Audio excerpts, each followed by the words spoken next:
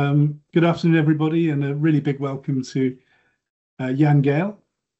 Jan's career began in the mid-1960s, and now his practice, Gehl, has 110 people, and they work in over 25 countries in the world. His work as an architect in Sydney earned Jan the keys to the city, an honour shared with only one other Danish architect. I'm sure you can guess who that is. Jan generously agreed to do this talk, and the Association of Jersey Architects is hugely grateful. His ideas about people and places they enjoy are of international importance, and he's frequently quoted. For example, "A city is like a good party. People stay longer than really necessary because they're enjoying themselves." Over to you, Jan, and thank you. You are most welcome. I'm very honored and pleased to be speaking to the colleagues in Jersey. And I realize that Jersey is a place with 100,000 people on a small island. And I told Mike the other day that 100,000 on a small island, that's just twice the number of people in the big island of Greenland. They are 50,000 in a rather big island. But I'm very curious about Jersey, and I got a number of pictures, and we'll come back to those later on. I think I like to share my screen, and then we can get started.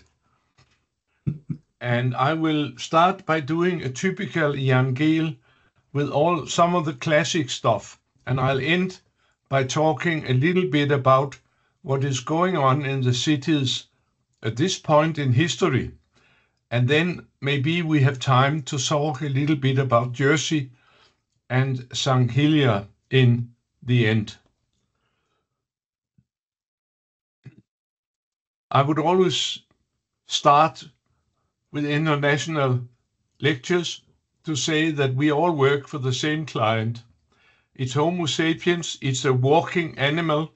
We have the same senses, we move the same way, we all are very slow, and we generally, as Homo sapiens, are very socially inclined. And throughout history, when we look at what we have built and how we have settled, we have only used two building blocks. That is the linear space for moving, and that's based on the feet, and that's the square, the area, and that's based on how far we can see. We can actually see other people up to 100 meters away, and all the good squares in the world are less than 100 meters. So if you take a closer look, all cities in the world are made by two building blocks, these two building blocks. Once upon a time, we had the good old days, and they were from the early days, and they lasted to 1933. And it was not because my parents were married that year. It was neither because Hitler took over in Germany that year. No, it was because the architects met in Athens and decided that all the old stuff should go and everything should be different from now on. I'll return to that. In the good old days, all the cities looked like this. They were all in human scale. They were made by humans, by people, for people. And the dimensions were very fine. The buildings were not too high. There were many details. You could enjoy them because you moved slowly around in these environments. And in the old cities, everything happened in the spaces. And in the cities, every focus was on the spaces. In the spaces of the city, that was where the life of the city was going on. That was where you were trading, where you carried your stuff, where you met your girlfriend, where you beheaded the villains and crowned the kings. Everything happened in spaces. A city was a system of spaces where the life of the city could unfold. That was how it was in the old days. If we look at old cities, this is the center of Copenhagen.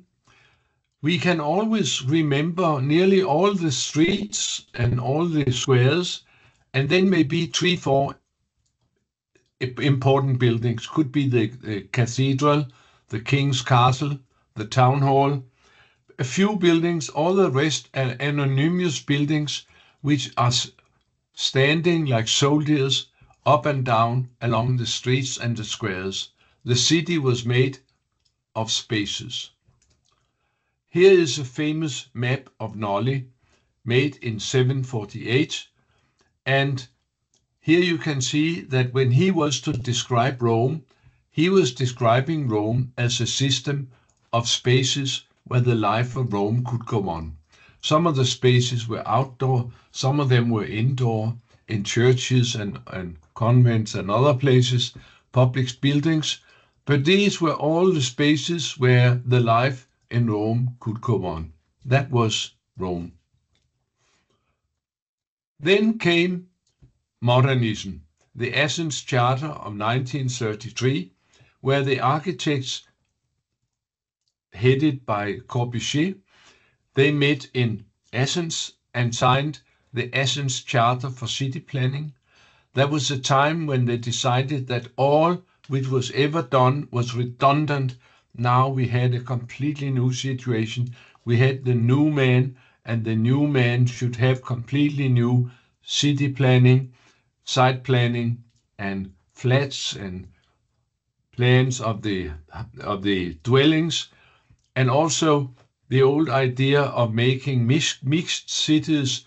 We should stop now. Now we shall make separate areas for housing. Here you work, here you live, here you have recreation, here you have offices, and the movements were in between. So everything should be separated. The background of this separation was, of course, some medical concerns that if we live too close together, the tuberculosis could spread easily. So everything had to be changed. And then we had this new modernism coming up. And suddenly, instead of facing and focusing on spaces, now everything was focusing on the objects. And what was not built upon by an object was not a space for life of people. That was a leftover space after having built your objects. The architect was seemingly very happy about this because it's very complicated to make spaces. It's much easier to make objects. And here is Corbusier's dream of a new Paris where everybody can sit in the high-rise and see how wonderful Paris has become. If you go to a new city and look for the spaces, you realize that there are none. You see no spaces. What you see is a number of funny, silly objects where all the architects are competing of who can make the most funny shape in the hope of coming in the front cover of one of the magazines. And I would call this kind of building cities for perfume bottles. All of them have the same content, but every manufacturer tries to give it another shape so that the people can recognize your perfume rather than the other guy's perfume. That's a fantastic change in the way we conceive building and conceive social life and conceive city building. The result of this modernism was certainly that the concern for people and social life disappeared. They overlooked it completely. They overlooked the fact that the spaces could be important and that we had to move in the spaces, and it didn't matter how you did the spaces, whatever. Also, another result of modernism was a goodbye to human scale. All the old stuff was made for people, by people, in human scale, and suddenly there was no human scale no more, and people were not moving in human scale spaces, but they were moving in leftover spaces, which is a completely other story. So suddenly it was not attractive to be outside. In the old days, it used to be very attractive because it was meant to be attractive. There was another thing which happened at this time, and that was the precondition for the modernistic spreading of functions was, of course, that we should have some mobility. And ever since that time, we have used nearly all our energy on just that, how to get from A to B. And we have looked much less to the quality of A and the quality of B, and put a lot of emphasis into how to get from A to B.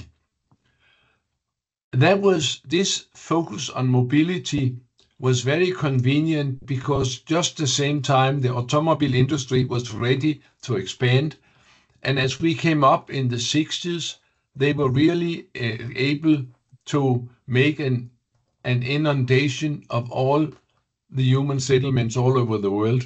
The cars quickly took over all the spaces in the old cities, originally made for people, but now was full of cars.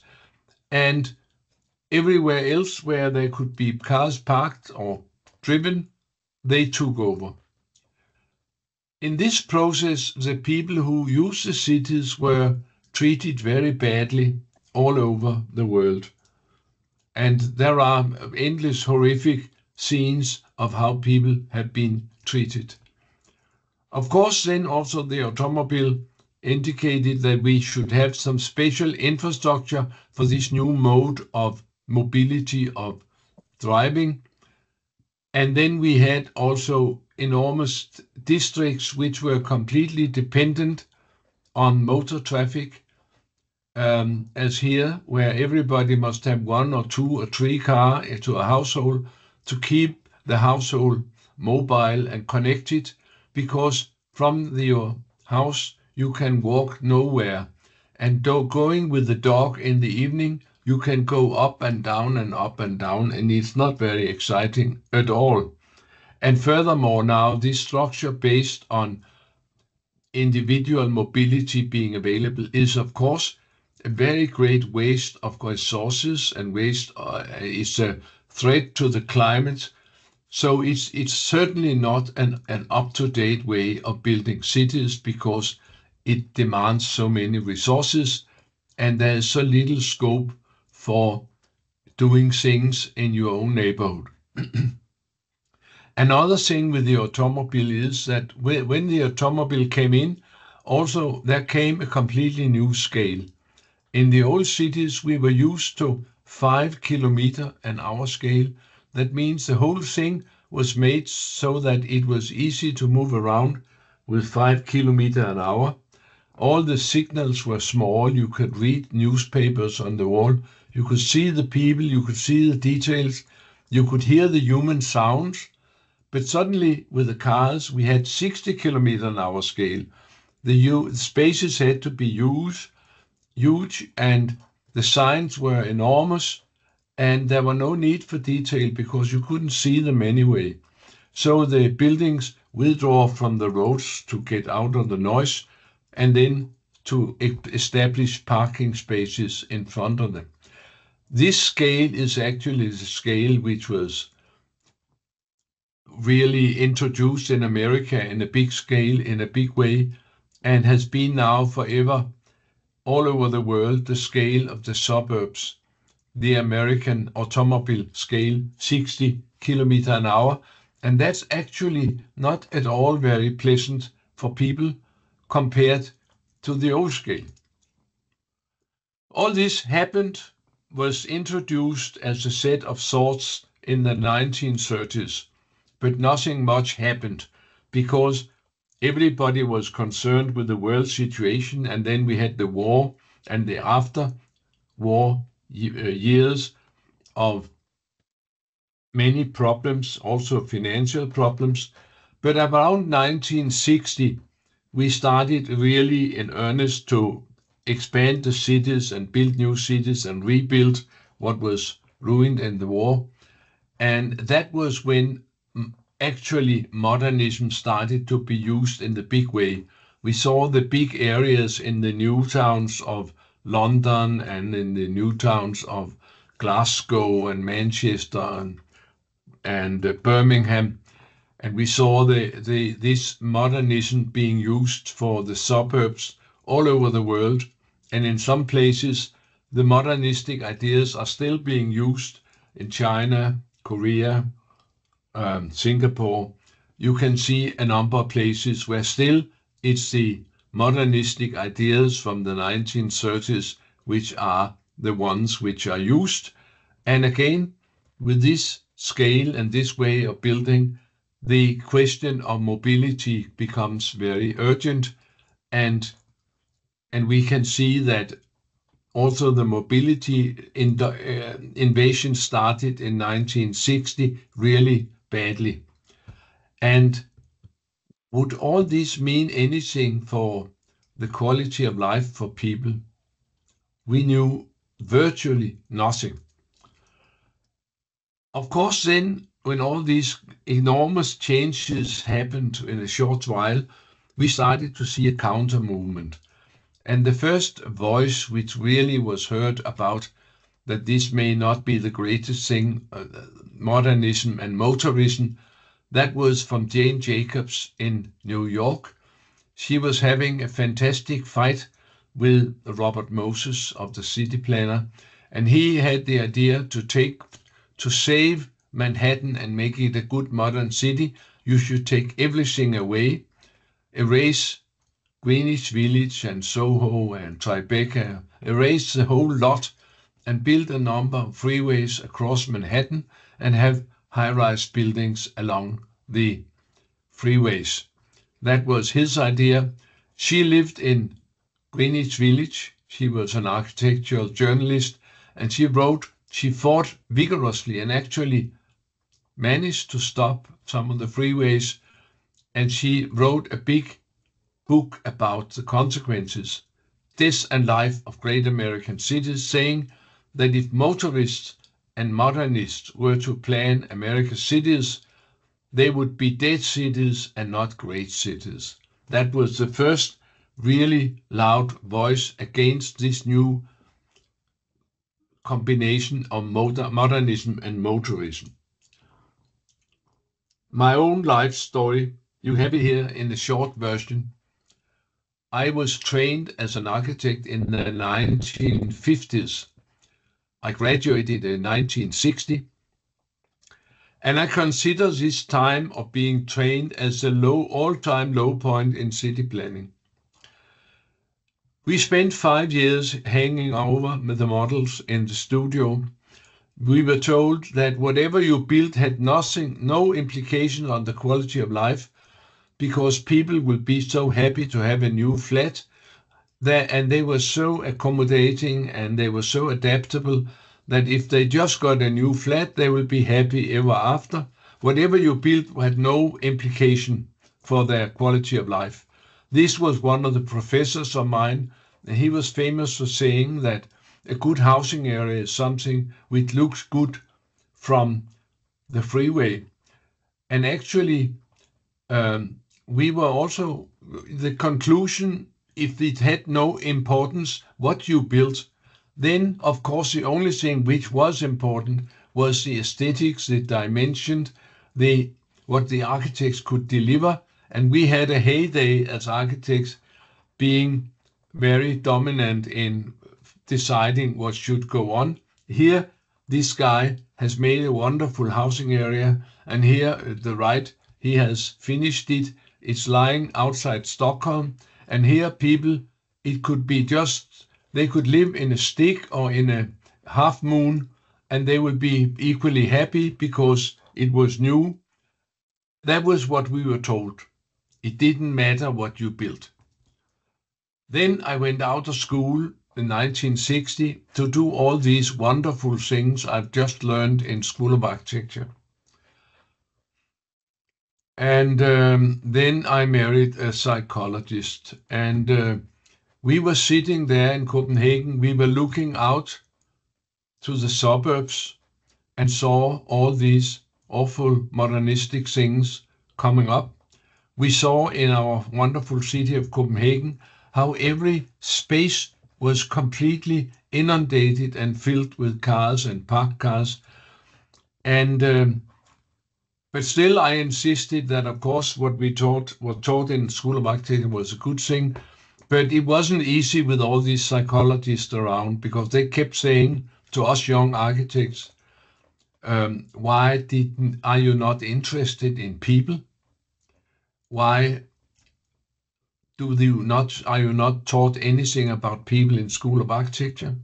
Why do you think your professors go out 5 o'clock in the morning to take photos of the monument to be sure there are no disturbing people in the front in the pictures when they are to show them later in the lectures? Have you ever thought about this? And we said it had no importance what you build, people will be happy anyway. And they say nonsense. And that was not easy for a young architect to keep believing in modernism and motorism. So I had to go back to School of Architecture to study for 40 more years. There's a little story in between, but I ended up as a researcher and teacher in School of Architecture of Copenhagen, and my whole issue now was to make the people visible which we were building for. First, of course, I asked, why didn't you tell me anything about people when I was in School of Architecture first time? And then I realized that they didn't tell anything because nobody knew anything. It was completely new. We had to start from square one and find out how did our architecture influence the life of people. In my case, I sat on my behind for 40, 50 years and are still sitting, just watching how people use our architecture. And of course, it's not necessary to watch many moments before you see patterns emerging. And I'll just show you a few little things. This is School of Architecture in Copenhagen. We moved to a new area, an army barrack in the harbor, and the dean called in a good landscape architect and said, do some landscaping. And he made wonderful grass lawns with iron edges. And the corner in the front is just where the students come in. And the building in the background is where you can have coffee. And what happens when students of architecture can see where they can get coffee? Do they start to walk in right angles in a zigzag pattern until they have the coffee? No. Homo sapien is a very conscious, energy-conscious creature. And of course, Homo sapiens, he had exactly for the coffee. And just a few weeks later, the famous landscape architect had to come back to School of Architecture and finish his wonderful projects of landscaping. Just one example. Another example is this edge effect, that you naturally go out to the edges when you are to for some time, because all your senses are in front and your back needs to be covered, and there are better climate at the edge and whatever. So from the edge you can watch everything and you have a very comfortable place.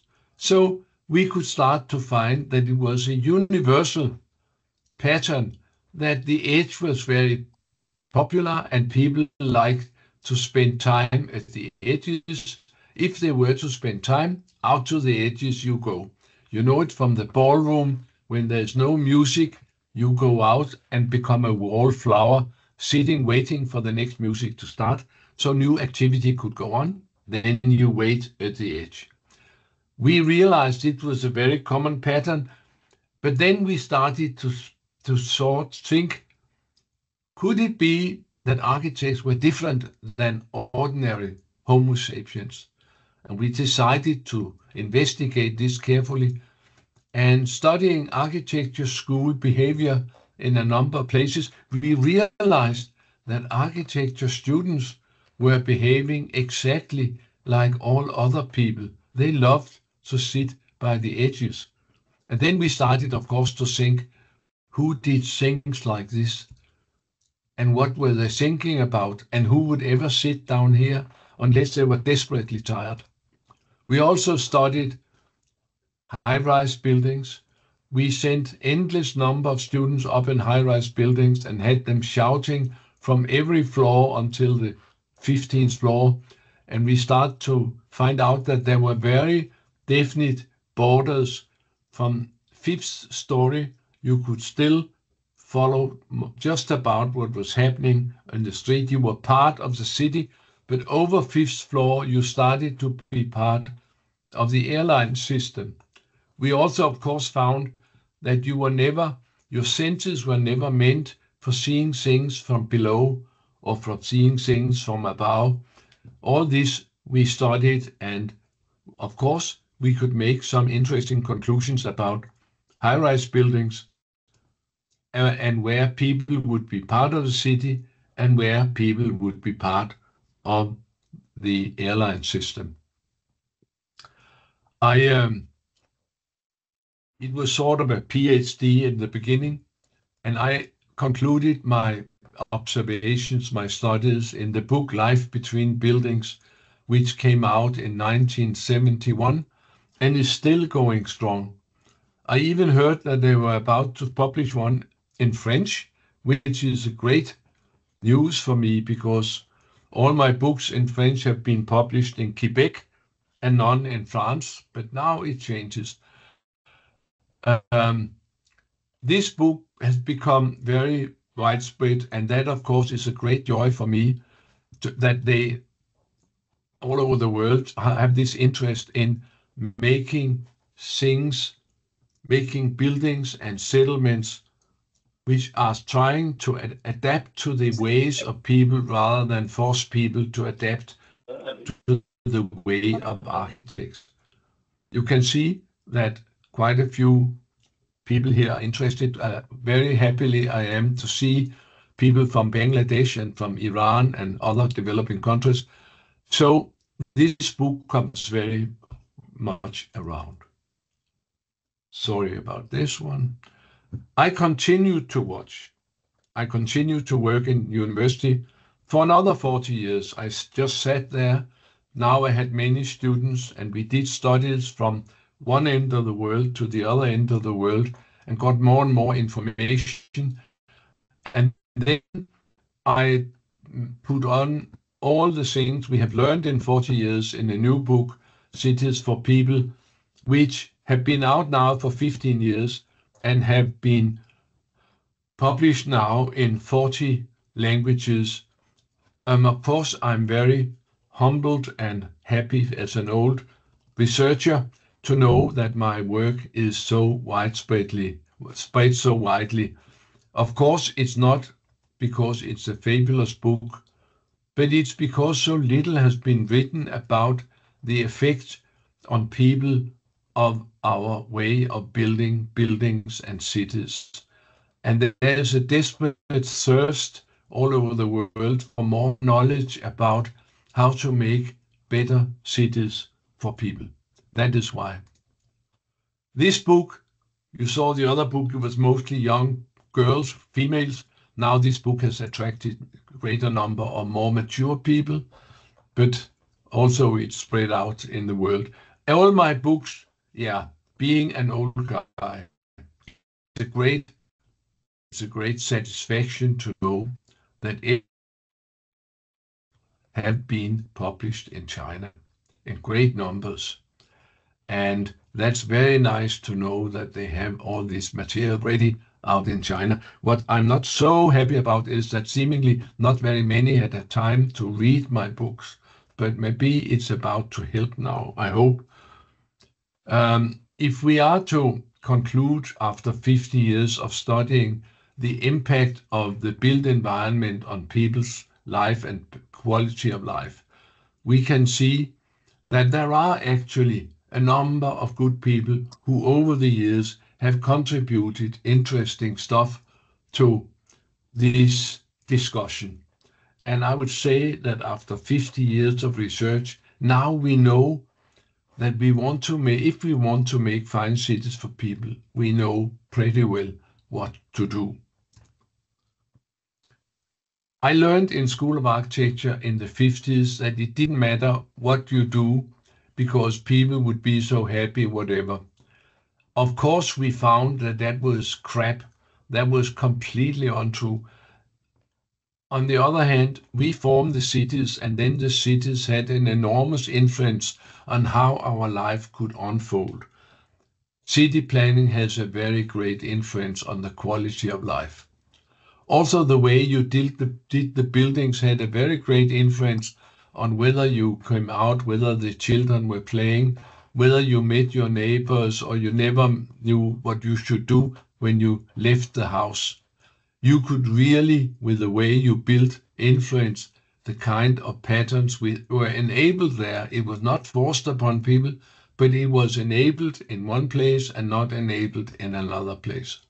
Also, we knew that the details was very important. We found that, of course, straight, sleek, cold facades only signalizes go on, go home, while other facades could signalize please stay around if you like. Now we know that we can actually make modern squares which are so awful that the only thing people think about is how to get away as fast you can. And we can make squares which are so lovely that actually people come from all over the city to spend time just there. We have found over the time in a number of quality criteria, and actually it's very logical, these quality criteria, which you can find in some of my books, that in the top one out of 12 criteria, they have overlooked 13, and in the bottom one, they have observed most all of them. And then if you look at the life on these two places, you found that the one with the quality criteria observed would have 10 times more life throughout the year or the day compared to the other one, because people would be coming from all over the city just to spend time on this nice place. These two places were built the same year, and we checked that they had the same number of people coming through per day, but then the difference was 10 times more on the good one. So we gathered a lot of evidence about that, for God's sake, what we built influenced what could happen, what children would do, what grown-ups would do, what elderly people can do. And we were able to make a number of books and advice and make lists and keyword lists, whatever. Now we are in 225 changes and challenges to our city planning. Today we want lively, livable cities. We know that we have to do sustainable cities. We are pressed by the doctors to invite for healthy lifestyle, and we realize that we should make a city to be good to be old in. And today it's so that if you show these 4 things to any mayor in the world, he will say, that's my program. That's exactly what we should do. Let's look at it. There's this human dimension that give people room to walk and give them room and place to meet. People have always been the attraction number 1 in the cities. Of course, we can argue that indirect communication in cyberspace could take over the direct meeting in public space. That's very much debated. But just take a look at the drawings which the architects deliver to the clients and the municipalities when they have made a project. They is crawling with life, and life around a house is a sign of quality. If it wasn't good, people will go home. If it is good, they will spend time and start to do a number of funny things. Of course, all these people washing of projects is just a gimmick, but it's just to show that if it was completely empty and you want to sell it then the people would say, what's wrong here? Something is wrong. There's no people. They have galloped out of the place. They don't like it at all. So this is what all of us do. We know that we have to do city planning in a much more sustainable way. And we know that if we walk more, bicycle more, and use cheap public transportation, then it's very good for climate. There are many other items for climate, but these, of course, are very simple ones we know. Our doctors tell us that we have a serious problem now, which is called the sitting syndrome, that a great proportion of our citizens, they don't move with their own muscles throughout their life. They sit and sit and sit. And the doctors say, for God's sake, make city planning so that people are invited to move. And you cannot reckon on people going to fitness centers. Even if they have intentions, they also have excuses. And even if you put escalators there, they may not go there, apart from time to time and in a certain life. All the rest of your life, you are challenged. And the doctors do say, if you just do half an hour or an hour of moderate movement a day, you will have 7 more years of life, and that you will have a much better quality in your old days. And they whisper, and we will have a much cheaper health system if people move more. So make sure they move. The World Health Organization, they urge us to introduce transport policies that promote active and safe methods of traveling, walking, and bicycling. Another item which we have to realize now is that we have an increasing number of elderly people in our communities. It could be 20 or 25%, depending on the culture, but that's a completely new situation. We never had old people in our communities, and now we have a great proportion, and we have the challenge, well, how can we make a good life for these elderly people?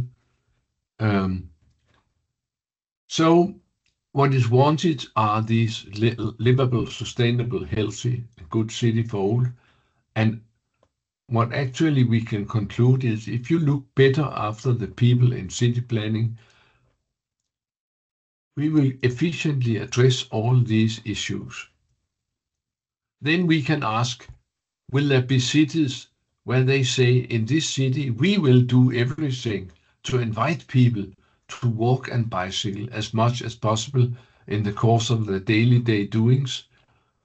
And I could say that there are examples from all over the world where cities are actually doing this. And for the next 3 hours, I shall tell you in detail how they go about it. Or I make a short version and say, we worked very much in Melbourne. It was awful, and it's become one of the finest cities in the world, and definitely the best city in the Southern Hemisphere. And they've done a lot for people to walk in the city, to enjoy the city. And if you don't know what to do, move to Melbourne. It's worse. That's an advice which is valid. It's a fine city.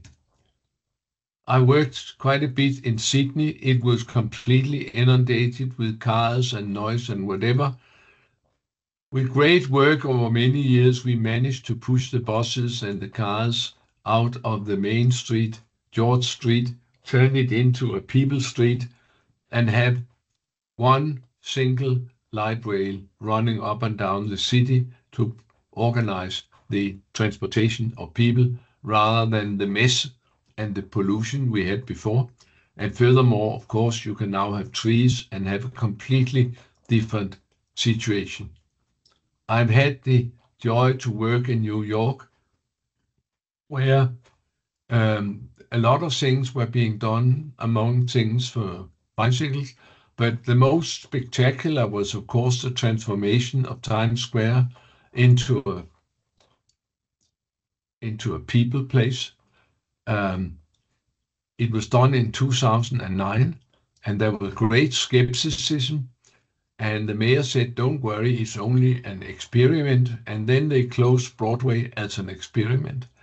And in no time to speak of, people took over the space. And in half an hour, the mayor came out again and said, experiment, forget it. It's the best success in modern American city planning. And now it's permanent. And they made 50 other places all over New York, all the time taking the asphalt from the cars and giving it to the bicyclists or to public life. And finally, Jane Jacobs did her work, her book, in 1961. And then in 2009, finally, her ideas came really to life in New York. We've also worked in many smaller cities, and we know that there's a lot which could be done to make cities, to make cities more inviting for people to use them. Here it's Wollongong, who is now in for it, as long as many other cities have been. But I'll end up here this part to tell about Copenhagen. Very early on, 1962, they started to turn the city into a people place, to move from a traffic place to a people place. They've been at it for 63 years. They started already in 62 with taking the traffic out of Main Street, Copenhagen, 1 kilometer long street.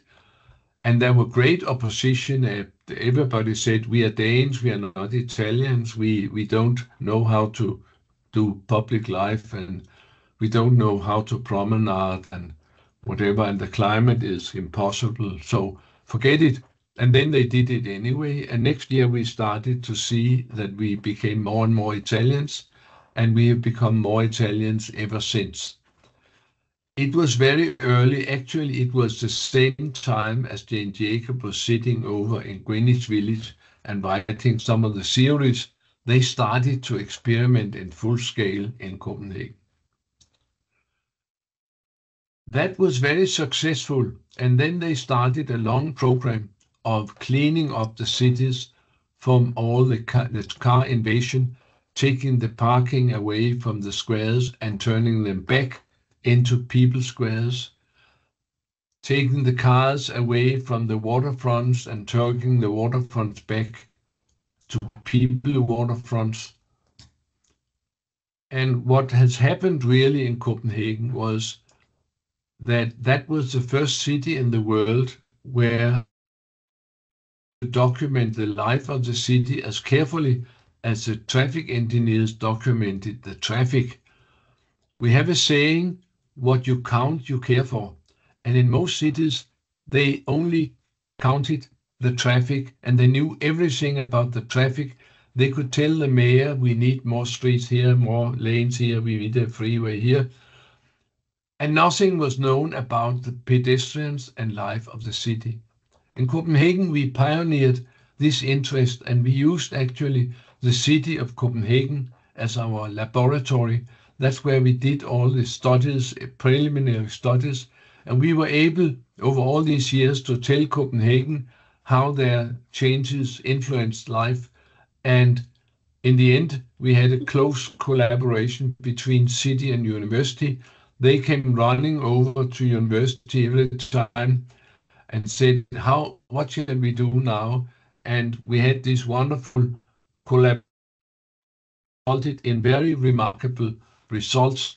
This is City of Copenhagen Center with all the areas which now, 60 years later, have been set aside for people use and no cars no more. And actually, there are so many things and interventions that it's bloody difficult to own a car and to drive a car in this entire central part of the city. But of course, having a good city is not about the city center, and it's not about only the old medieval city. and not about where the tourists come and whatever, but it should be for the whole city. And the Copenhagen, they have two very important strategies. They decided in the city council, we will be the best city in the world for people, and later on we'll also be the best city in the world for bicycling. And they have followed these strategies very carefully in all these years. Here are some examples. All the major streets of Copenhagen have been transformed. There used to be a lot of asphalt, but now they are very carefully made with only 2 lanes, a median where you can rest, street trees, bicycle lanes, and sidewalks. And the interesting thing is that the lower street is much more beautiful. It's much safer for all people moving there. And it can take the same number of cars as the upper street could, because traffic engineers have become much better if you press them. Another thing about Copenhagen is this idea of continuous sidewalk and bicycle lanes. Instead of the cars having the right of way every time there is a crossing, now the pedestrians and the bicycles have the right of way. And that means that my grandchildren can walk all the way from their doors to the school. And being a child of 6 years, it's a fantastic difference that you shall not cross any streets, but can walk all the way from your door to the school and back. Also, they've done a lot for bicycling. They actually have introduced a complete network of good bicycle lanes on all the major streets or the important streets all over Copenhagen. And generally, it's wide bicycle lanes, and there are room for 3 generations, and there are good curbs to the traffic and good curbs to the pedestrians. They've also had a policy that it should always be easier to take your bike than to take your car. So they made shortcuts and over the river, over the harbor, so that it's easier to take your bike everywhere than to take your car. When my wife and I celebrated our 45th wedding anniversary, we decided we should take our bikes and go for a trip, and then find a good place to celebrate and to have dinner. And then we were in around 70 years at that time. So we were pedaling side by side on good sidewalks, on good bicycle lanes, down to the city. We circled around and saw many of the wonderful spaces in the city center. We crossed the harbor and saw some of the parks there. And finally, we had a good dinner and we went home. And of course, when you're on a bicycle, you can have an extra glass of wine. So it was a little wobbly going back. But when we returned, we realized that we have done more than 20 kilometers in style, being 70 years of age, throughout a wonderful city. And we realized that when we were married, none of this could at all have happened. It would have been extremely dangerous. And now 2 elderly people could do this leisurely ride. We also applied this to other cities. Here it's in New York. It was going from Central Park to Battery Park, across to Newark and back again. In London, it would be from Temple Arch, from Marble Arch to Islington and back again.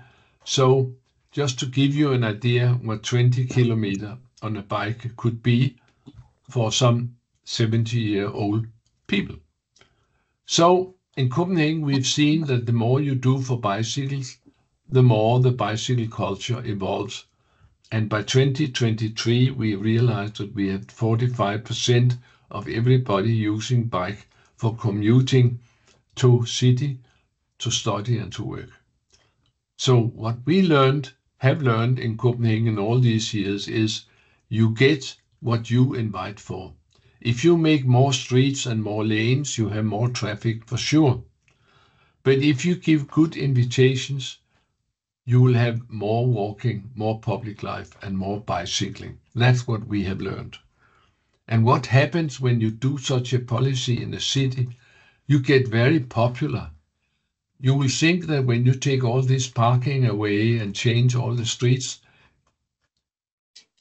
you will be thrown out of the city. On the contrary, we have in Copenhagen more than 400 delegations from other cities every year to come to see how you make a people-oriented city planning. What happens when all these drastic changes are done? Yeah, my first associate, one of my favorite students in the old days, she's becoming city architect and she was the one who wrote all my books or did help me write them.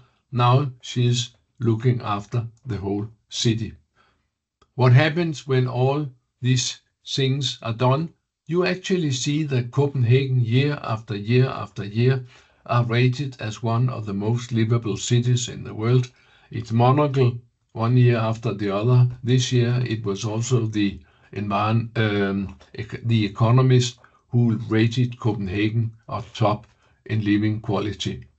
So there is a benefit from making a people-first policy.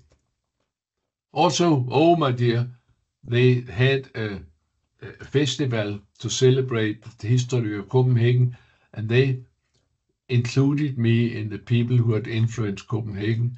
And I had the great joy, even if I've done all this awful city to the traffic in Copenhagen, to be able to walk around and see my face on the metro doors and on the bus stops in your own lifetime. That's quite something, I would say. Of course, I'm humbled and very happy about this.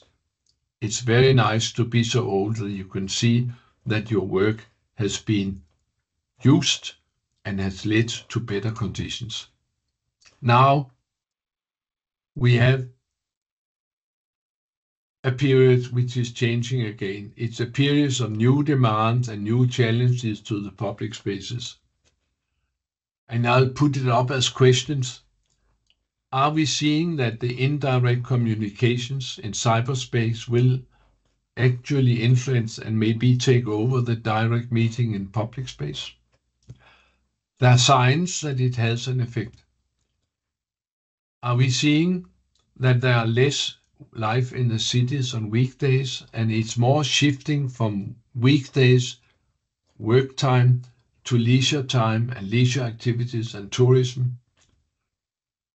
Are we seeing, I'm sure you are seeing this also, that the shopping era is about to end and we're starting a delivery area and an area of concentrating the trade in supermarket and centers and shops being evacuated and streets are empty.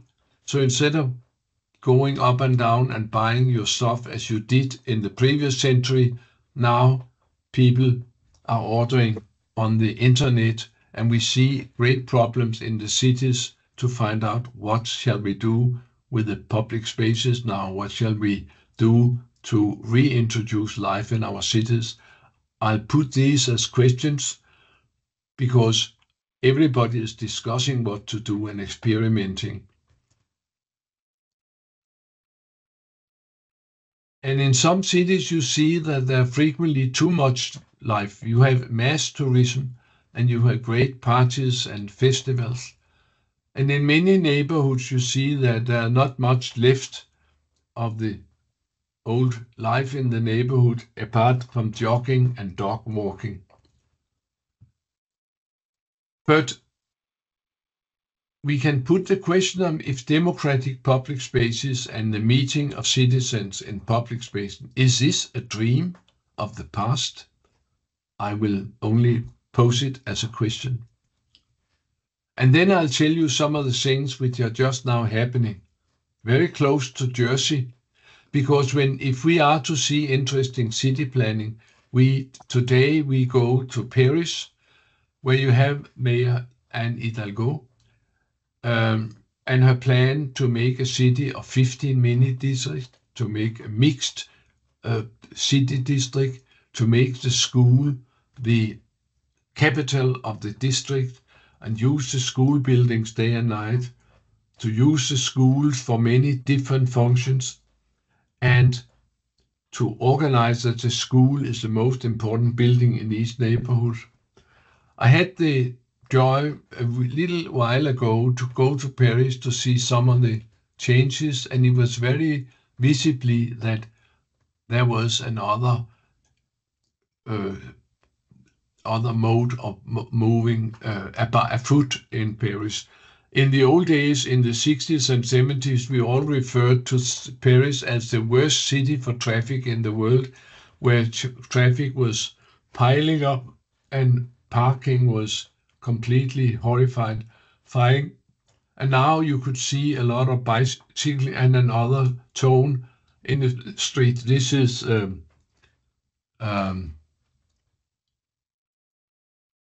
yeah, I forgot what the name of the street is, but it's a very important street. And here is Anne Hidalgo, and who's the guy to the left here? That is Carlos Moreno. He is the one who has started to say, let's skip the mad rush for mobility. Let's reintroduce the concept of 15-minute city. Let's try to make the cities as mixed cities so you can reach most of what you need on a foot trip of less than 15 minutes. He is trying to develop this idea, and Hidalgo is trying to implement the idea in Paris, and it's very interesting development. So what Carlos Moreno is saying is to make 15-minute cities, if they should work, you must have proximity, small distances, make good conditions for walking, bicycle, and efficient public transportation. Actually, if you look at the work I've been doing for all these 50 years, I was saying all the time to make cities for people, attend to the human scale, and make good conditions for walking, bicycling, and efficient public transportation. And actually, if you translate this, you find the figure of 15 minutes, and you find the figure of 15-minute city in all the old cities were 15-minute cities when they were conceived and when they were used. It's only after modernism and mobilism that we see this spreading out, and we see that it becomes very complicated to have a life without having an automobile. So we see another pattern. We see we see two directions. One is the American direction: buy more cars and drive more and make more freeways.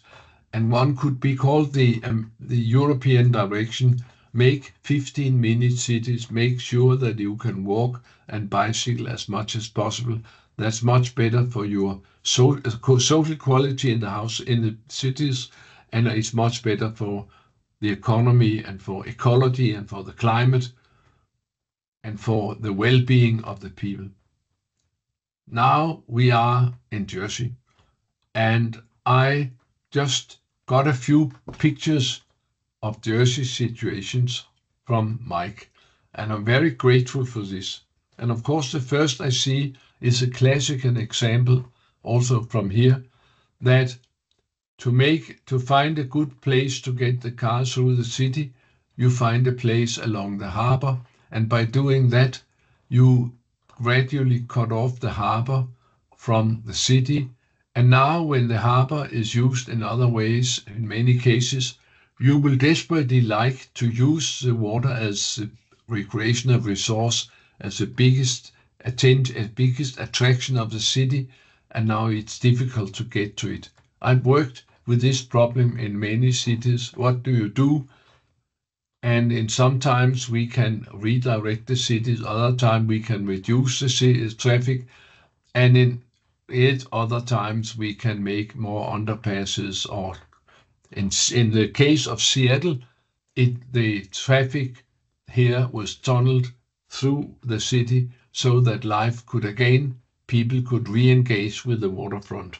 That is a standard problem which we have in cities, and there are many solutions to it, but nothing is easy. And I'm sorry that you have this problem, and we will have to find out what to do about it. I realize that you are well on your way of trying to identify the problem and trying to find out what to do about getting the various parts of the city linked together instead of having a fantastic barrier in between them. I also realized that there are many attractive opportunities along the water, and I looked with great interest at your main streets and your squares and realized that you must have the same problem of mass tourism, too many tourists, too much souvenirs and too little for the locals to do. And you may also have the problem of shops closing and what to do. I wish you, dear Jersey architects, good luck in your ongoing work for making people cities a priority, a primary priorities in your communities. End of story, and thank you. Jan, thanks so much. That's amazing. You shared your whole life's work with us. I feel very privileged. If you have the energy, I'm sure people would like to ask questions. If you're happy to take any questions, I'd like to offer that, please. Yeah, we can do. Of course, it's dinner time over here. It's 7:30, so soon 7:30, and we'll make it quick. Yeah, you're welcome. It was such a pleasure to see your city and to think about that very special city lying there close to France, driving in the left side of the streets. And there's one thing I would say about Jersey. That is, when I saw your pictures, I at once realized, oh my dear, here is another place where British traffic engineers have been running. Because everywhere in the world, worst in UK, but everywhere in the world where the British traffic engineers have been at large, you see lousy situations for people, and you see horrific treatment of people, like that you should apply to get across a street by pushing a button. Do it in London, and you see it in India, you see it in Bangladesh, you see it in Australia, New Zealand, all the places they have been to English traffic schools, and that's awful. So I hope you can free yourself from the British. I think that every person in Great Britain is actually a traffic engineer, including maybe King Charles, though I know he has had other interests. But it must be very widespread to have so many awful situations for people created. And there's not a single city in UK on the list of most livable cities of the world which is made in UK. I think that's very interesting. I had a very good discussion in Edinburgh with Crown Prince of Wales at that time when he was Duke of Edinburgh. He was Duke of the Dukedom where Edinburgh was placed. And he said, why isn't Edinburgh the most beautiful city, most livable in the world? And the more we analyzed in this meeting, we realized that the traffic engineers had screwed up this, the most beautiful city in the world. So beware of the British educated traffic engineers. Get some more humanistically oriented traffic planners. That's my advice. Thank you.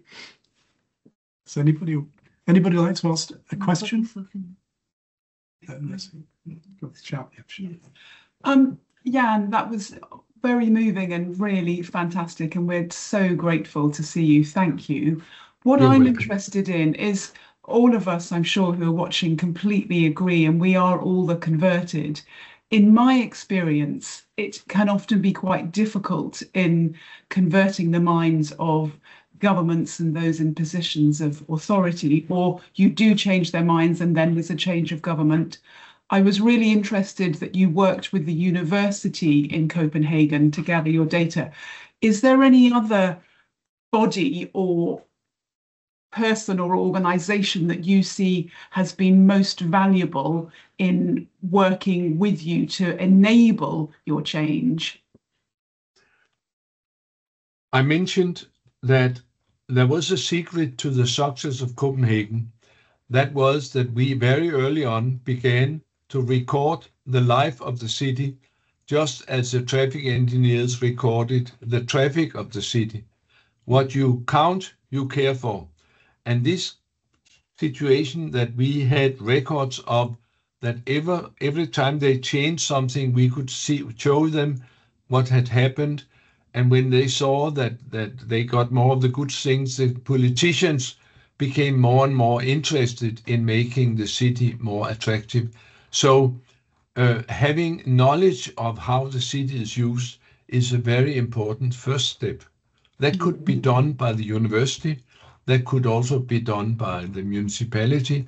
And in all the cities where I worked, in New York, Sydney, London, whatever, we have always started by making a survey of what are the people doing in this place and how could that be improved. Thank you.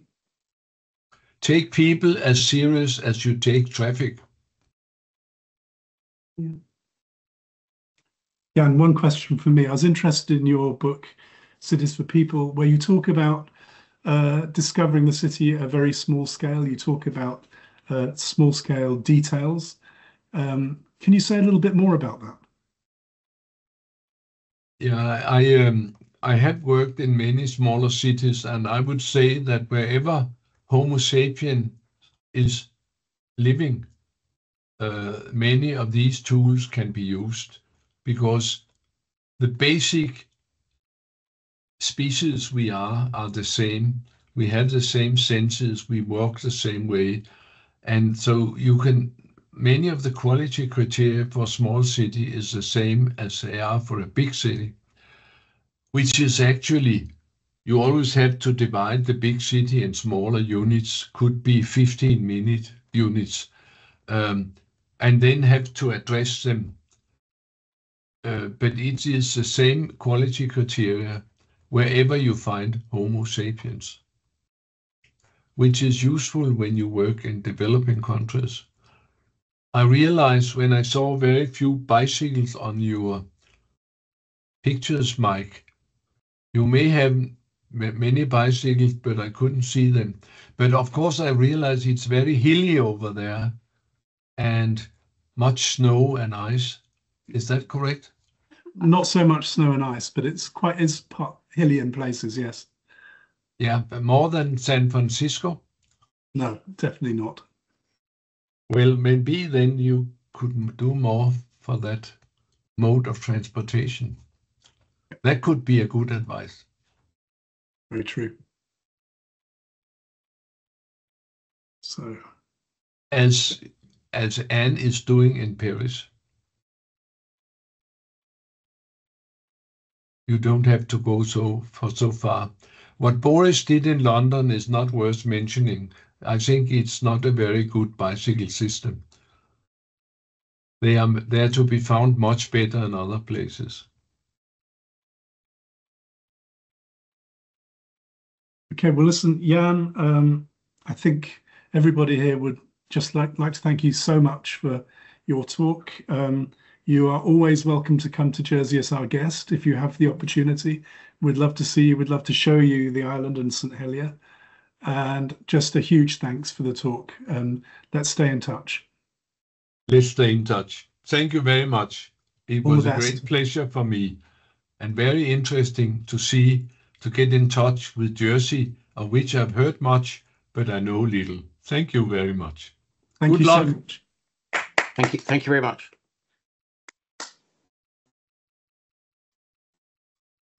Bye.